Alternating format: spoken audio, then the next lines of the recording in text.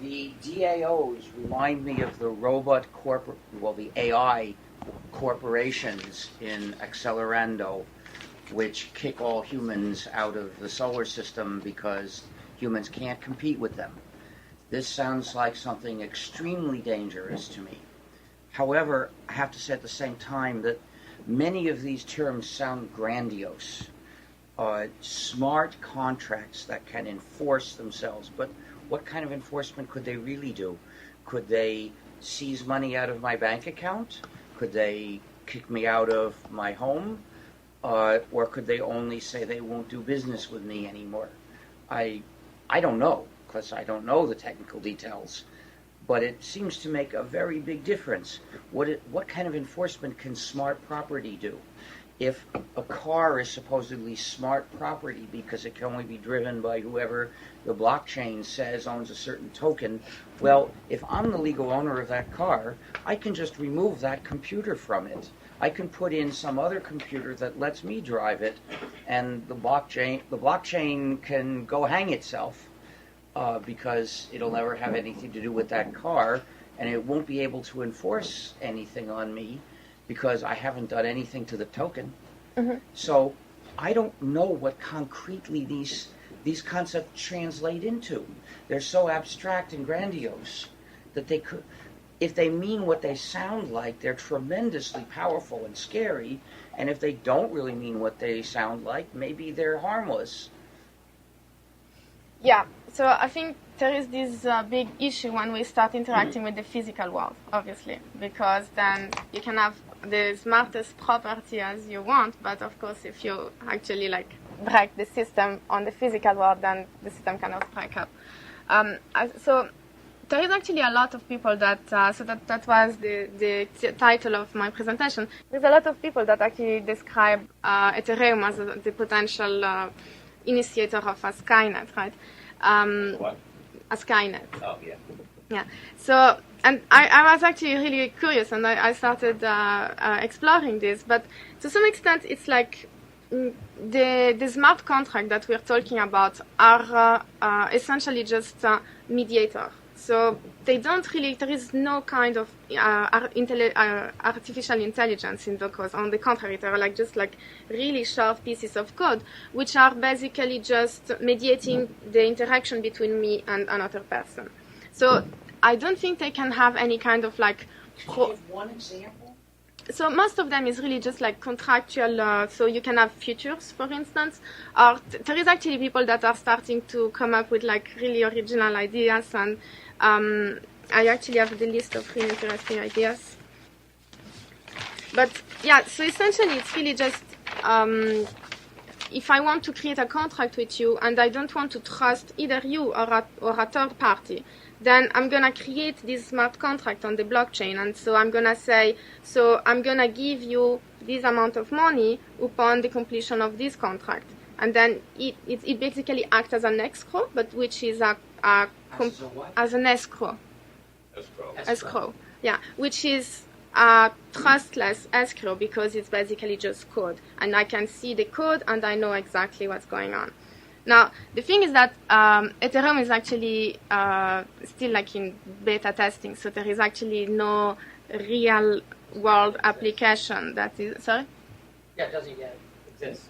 Yeah, I mean, there is the test net, so you can test it, but there is nothing really fundamentally useful. People could come up with a standard way of giving a court control, court intervention control into their agreements, so that they can go to court if they decide to.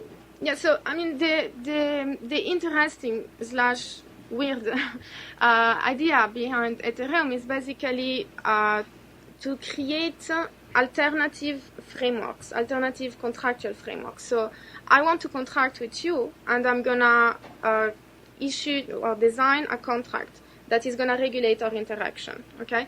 Now, of course, there is always the question that you cannot really codify everything into a piece of code, and there is always arbitration necessary, or there is things that are just, you need human judgment.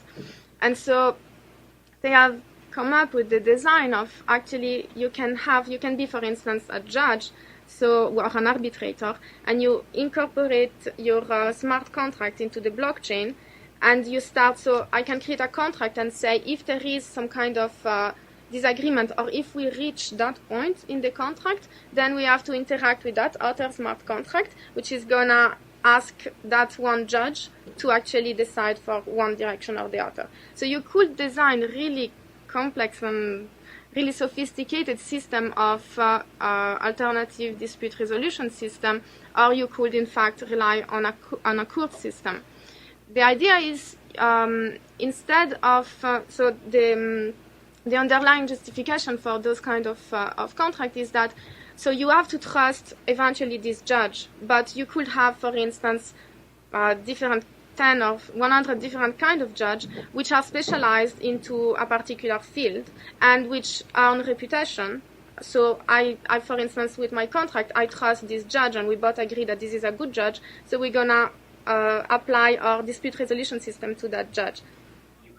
But you could hope. When you mentioned alternative dispute resolution, this reminds me of a live political issue in the U.S. today, which is that many companies require their employees or even their customers to agree to arbitration rather than legal judgment.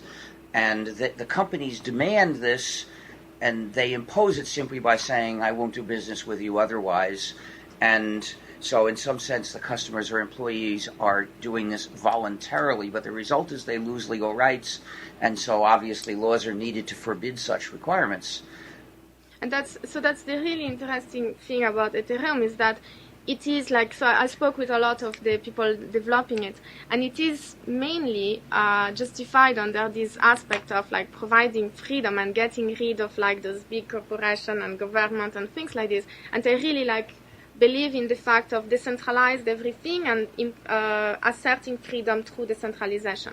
Now the problem is that, of course, because those contracts are self-enforceable and because they are so strict, then once a person enters into that contract, then the freedom of the freedom of the gray area, or the freedom of actually just changing your mind, is constrained. And so it's kind of like shifting. You provide much more freedom at the beginning, because I can actually choose my legal framework. I can choose what kind of contractual framework I want to be subjected to. But then, of course, you have the issue of asymmetries of power. And then to that extent, even though I am theoretically free to choose the legal framework that I like the best, most likely if I want to interact with that big smart contract or DIO, then that DIO will impose me from going through that contractual framework, which might actually not be the one I seriously agree to. So it's, I'd like to propose a different definition